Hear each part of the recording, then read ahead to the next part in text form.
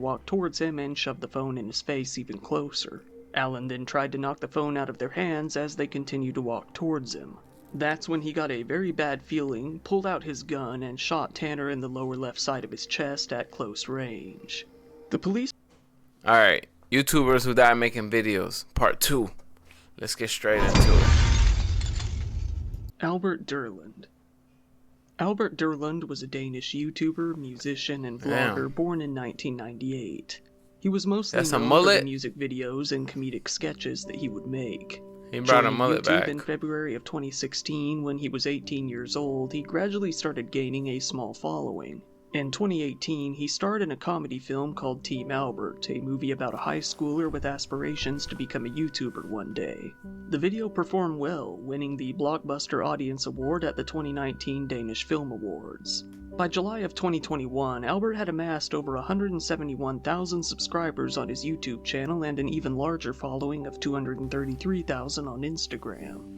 For his next video, he decided to travel to Forcellapana, located So the in difference between him and the other dudes was he was actually doing the YouTube thing. He was actually successful at it. The other guys were just trying to do the YouTube thing. In Alps to film on scene. In this video, he would be climbing Mount Cicada in Val Gardena, a very scenic location high up in the mountain range, to entertain his audience. However, things did not go as planned at all.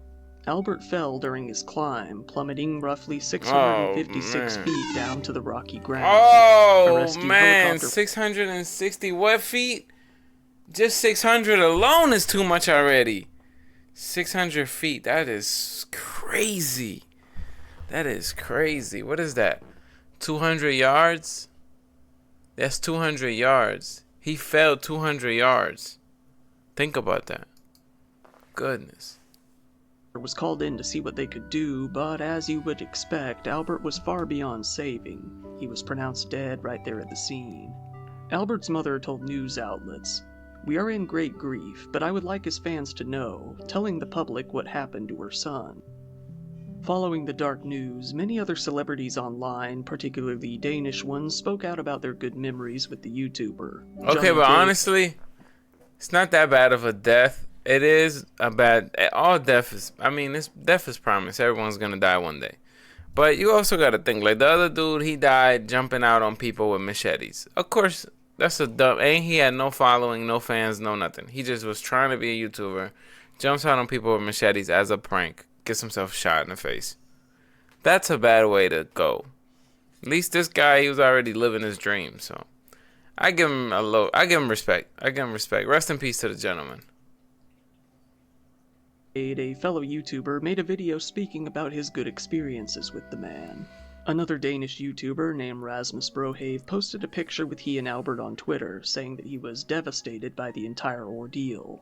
He said, "I'm completely out of it. I am ready to cry and empty of words. I cannot understand it. Alright, rest in peace to Albert. Grant Thompson. Grant Thompson was a married father of 4. He was part of a YouTube channel called The King of Random, a channel with a massive following. The channel truly was random, with videos demonstrating everything from liquid nitrogen to woodworking projects to Zorbies. Around 2018, Grant decided to gradually work on the channel less, giving more time to his co-hosts as he wanted to settle down and spend more time with his family. He did continue to appear regularly, though. In the summer of 2019, Grant went paramotoring out in Utah. However, he didn't come home and was soon reported missing. Grant had mounted a camera to his paramotor, possibly planning to film a video for YouTube. He had often filmed and uploaded stunts like this before. However, the parachute on the craft malfunctioned after a change in the updraft. This was all caught on video, showing Grant panicking as soon as he realized something was wrong, losing his composure very quickly. He deployed his backup parachute, but it was already too late. The paramotor crashed, and Grant lost his life less than 4 seconds after the malfunction occurred. The entire accident was recorded on video, but the police have stated that this video will never be released to the public for obvious reasons. Oh, the man. Other personalities That's a very white people way to die. That's a very, very white people way of dying. I'm not gonna lie to you, man. There's no other way to explain it. Rest in peace to the dude, though, man. At least he died sort of having fun, I guess. And he's seen some The success. King of Random channel were obviously shocked at this turn of events. They decided to continue the channel as they always had, knowing that Grant would have wanted it. This channel was his life's work after all. The other co-hosts, Nate and Callie, set up a fundraiser called the Grant Thompson Memorial Outward Bound Scholarship in his name. To this day, the channel continues to upload and boast a subscriber count of over 2 million. See, this kind of stuff, it hits a little harder because he has 4 kids, you know? And that sucks because, like, his 4 kids are going to go on the internet and just look at him, you know? And just remember him like that. And, I mean, the dude, you know, he just suffered an accident. Respect to the gentleman. I think it's worser, though. Death is worser. Or worse. You know, I say worser. I know it's not a real word, but I say worser. When you don't accomplish nothing. When you have no accomplishments and then you just die.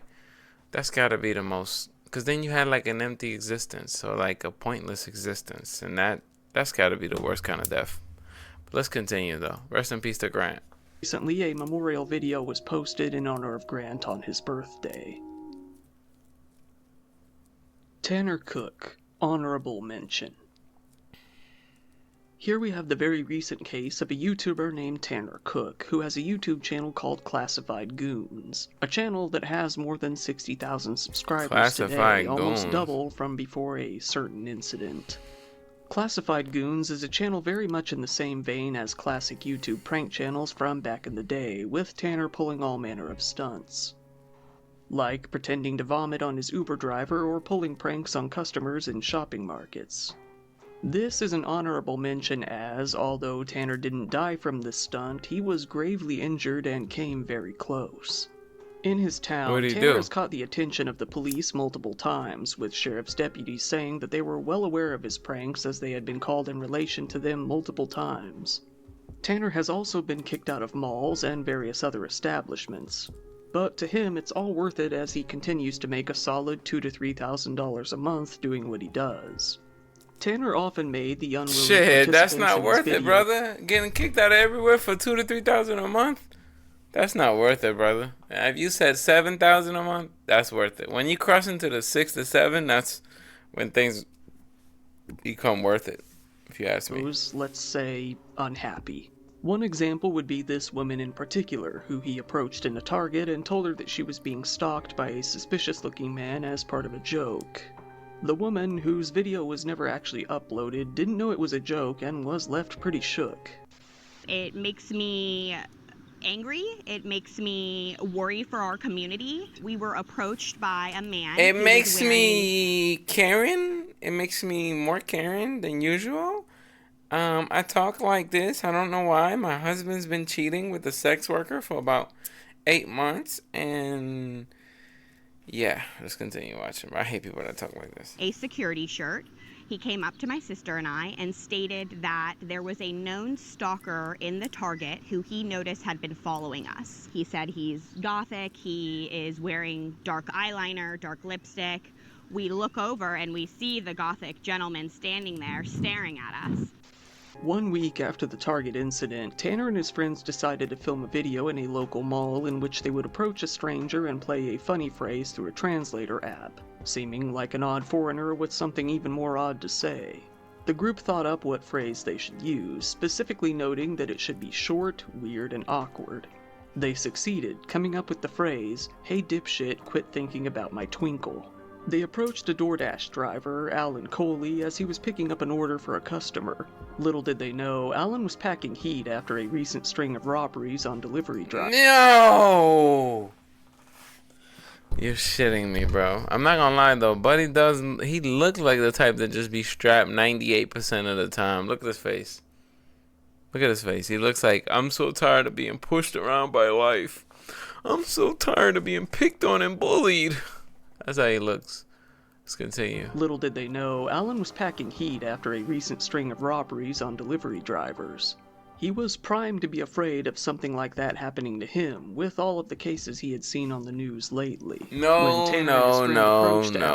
That's not what happened. What happened is he's waking up saying, I wish a motherfucker would. My bitch just cheated. My mom told me I gotta get out the house.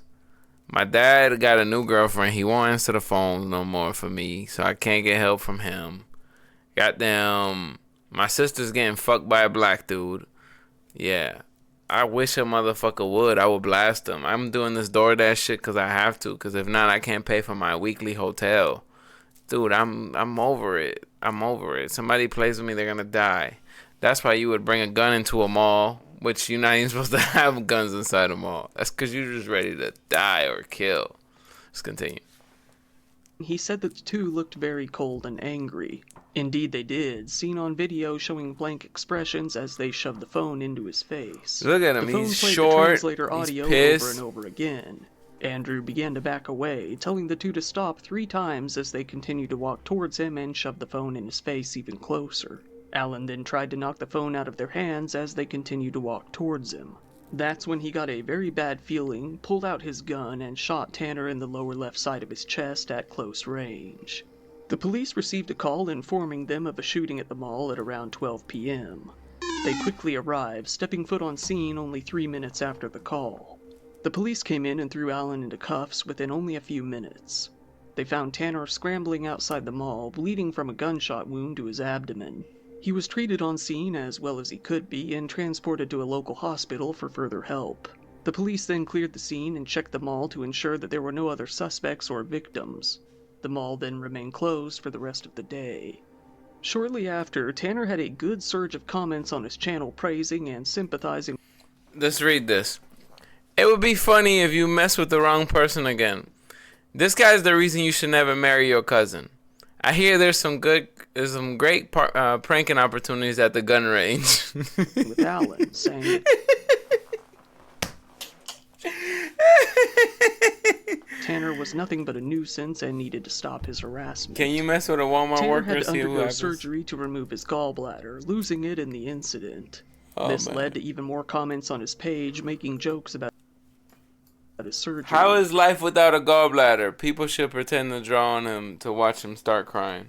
Alan Coley, age 31, was charged with aggravated malicious wounding, use of a firearm in the commission of a felony, and discharging a firearm within a building after his arrest.